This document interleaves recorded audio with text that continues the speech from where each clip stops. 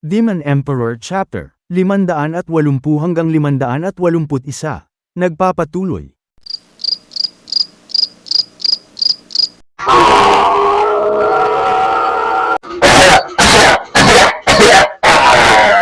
Venerable, anong nangyari sa'yo? Ang pinakamataas na Venerable, nakaharap ko siya. Anong sabi mo? Totoo ba yan o nagyayabang ka lang? Huwag kang maniwala kay Venerable C. Pinaprank lang tayo niyan. Ano? Nakaharap niya ang pinakamalakas sa sekto? At pinakamisteryoso sa lahat na mataas na Venerable. Kung gano'n ang batang yun ay bodyguard niya lang pala ang mataas na Venerable? Sino ba talaga siya?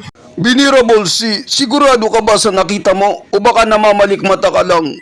Hindi ako nagkakamali, walang duda, siya talaga yun. Kahit gaano pa kamisteryoso ang mataas na Venerable, nandito lang siya sa loob ng sekto. At lahat ng karamihan sa atin ay nakita na ang kanyang spiritual na kaluluwa. At yung nakaharap ko, ang kanyang aura at lakas ng kapangyarihan. Walang duda, sa mataas na Venerable yun.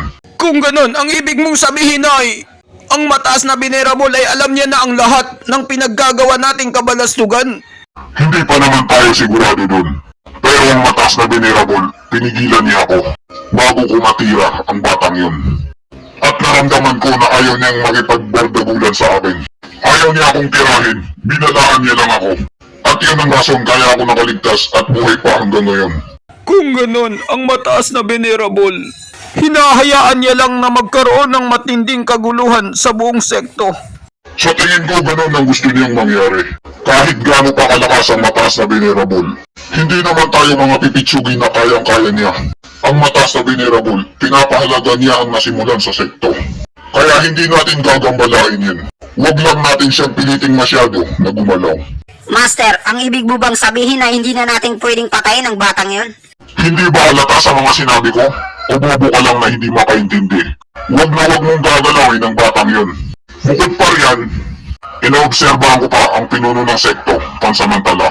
At gusto ko ring malaman kung sino ba talaga ang hinayupak na batang yun. Bakit pati ang mataas na Venerable ay binibaby siya? Kung ganon, si Chupa, ang batang yun, talagang may kakaiba sa kanya at hindi na namin siya kayang galawin ngayon.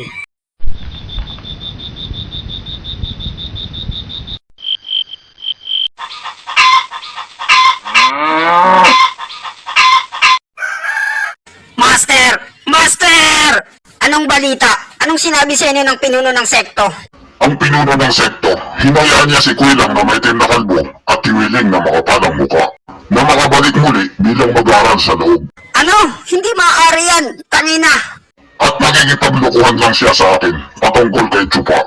Ang matandang yon, sigurado ako na may ginagawa silang kababalaghan dito. Liso, makinig ka sa akin. Mas magandang huwag ka munang makisali sa gulong ito, lalo na kay Chupa. Maghintay ka na lang muna sa darating na paligsahan ng mga mag-aaral sa loob. Nagaganapin 3 buwan ngayon.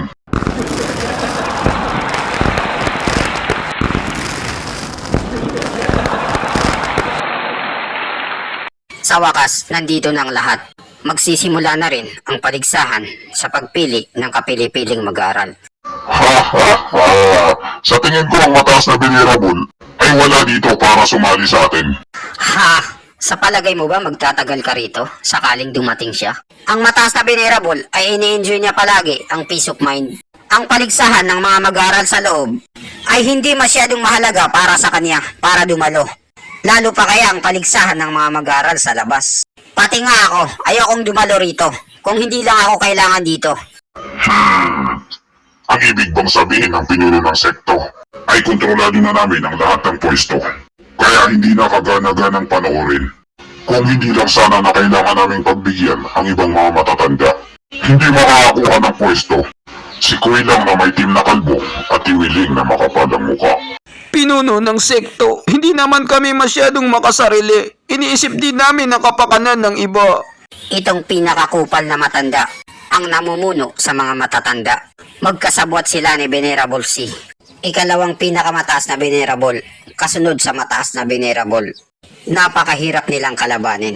Ang nag-isang paraan na lang para matalo ang dalawang matandang ito ay ang mga plano ni Chupa. At hindi ko rin alam kung ito ay gagana. Makinig kayong lahat! Ang paligsahan ng mga mag-aaral sa loob ay magsisimula na. Yeah!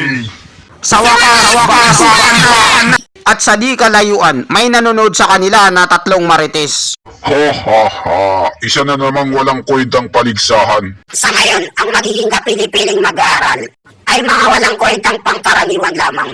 Wala nang natitirang magagaling na mag-aaral sa loob. Talamak na ang korupsyon sa loob ng sekto natin. Nagiging walang saysayang mga ginagawa ni si Huyo. Ano pang silbi nito? Paulit-ulit mo lang pinapanood. Kung ako ang nasa kalagayan niya, siguradong sumabog na ako. Ngayong pinapanood ko siya. Buti na lang hindi tayo ang naging pinuno ng sekto. Maswerte tayo. Talagang maswerte tayo. Malas lang talaga si Huyo. Natatandaan ko pa nung nasa pagtitipon pa tayo ng 2 dragon. Tayong 4 lang ang nakaligtas. Pagkatapos patayin ng mga mayayaman na mga bata ang lahat ng kasamahan natin.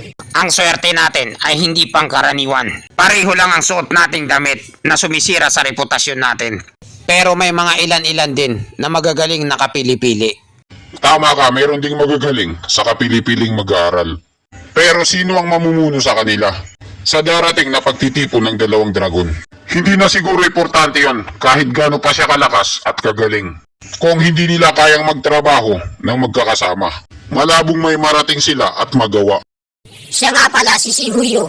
May dinala siya rito na isang matikas na bata. Di ba galing pa yung Pilipinas? Ano na ang ginagawa nun? Huwag mo nang ipaalala sa akin yan dahil kilala ko yun. Sila ang pamahalaan ng Pilipinas. Pinamumugaran din sila ng mga matataas ang tingin sa sarili. Ayaw magpalamang. Pati dito may mga ganyang tao. Ayokong makakita ng mga ganong tao. Mayabang. Ha ha ha, masyadong seryoso sa buhay.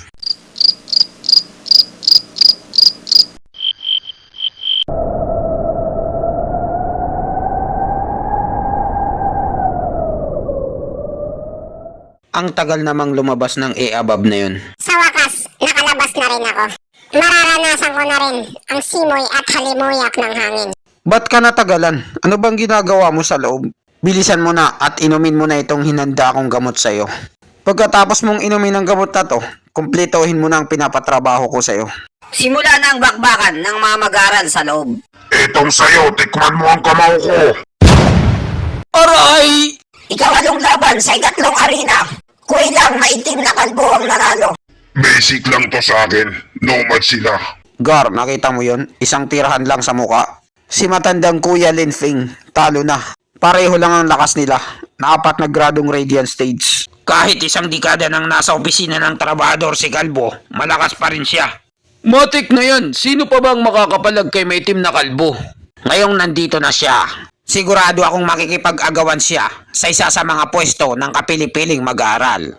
Malaki ang pag-asa ni Kalbo, pero si matandang Kuya Linfeng, pinaghirapan niya ito sa mga nakalipas na taon. Pagkatapos mauuwi na lang sa wala. Ikapitong laban sa 4 na arena. Iwiling makapalang mukha ang nanalo. Wala pa rin pinagbago dito. Marami pa rin marites. Sa 6 na laban sa 9 na arena. Ang nanalo, si Lisu. Sa 7 laban sa 8 arena. Ang nanalo, si Humi Air Single Mom. 13 laban sa 1 arena. Ang nanalo, ang negrong si Guihu. Kahanga-hanga talaga ang pinakamatandang kuya, si Negrong Guiho. Napakalakas niya. Matandang Kuya, sumusuko na ako. 14 na laban. Anong ginagawa ng taong to? Bawal yan. Hoy Negro, bakit mo siya pinatay? Hindi mo ba narinig na sumuko na siya?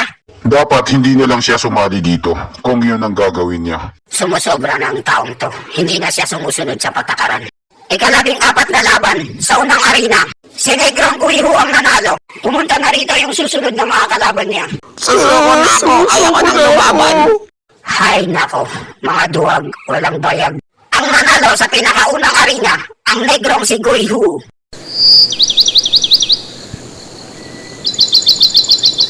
Limang tao lang ang pipiliin bilang kapili-piling mag-aaral. Lumapit na kayo dito at bumunot kung sino ang makakalaban niyo. Ang matitirang 5 na pinakamalakas, sila ang makakapasok na magiging kapili-piling mag-aaral. Huwag naman sana na si Negro ang mabunot ko. Tanda, nasa 5 arena ako. Sino ba ang kalaban ko? Ang malas mo naman, iho. Oh, bakit naman? Ako ang makakaharap mo, kupal. Matandang kuya, sumusuko na ako. Ayokong lumaban. Ang dami mo pang dada. Katakot wala siyang awa. Ang lakas talaga ni matandang kuya. Hindi pa nagsisimula ang laban. Bakit binanatan mo na siya, negro? Wala akong pake. Wapa kills. Pareho lang naman ang magiging resulta. Yung mga iba, magpatuloy lang kayo sa bunutan. Wala silang magawa sa paboritong mag-aaral ng pinakakupal na matanda. Pati yung ibang matanda, kailangan magbigay galang. Sa ika-4 na arena ka, ang makakalaban mo ay si Humier Single Mom. Hehehe, kapag siniswerte ka nga naman. Anong tinatawa-tawa mo dyan? Halika na rito. Sige matandang ate, single mom, nandyan na ako, huwag kang mag-alala. Hehe. Ha? Ang malanding si single mom. Nang akit na naman siya ng lalaki. Nagsiselos ka na naman. Nakakabatang kapatid. Bakit tinitingnan mo ako ng ganyan? Naglalaway ka pa. Hehehe, ito kasi ang teknik kong kakaiba. Ihanda mo na yung malalaking kokomelon mo. Atakihin ko na yan. Hindi pala, ang gagamitin ko ay ang kalmot ng dragon. Senior sister, single mom, humanda ka na dahil lalamasin ko na yan. Sige lang. Ouch! Dito na tayo magkakainan sa arena. Nakakabatang kapatid. Senior sister. Handa ka na ba sa laplapan walang sukahan?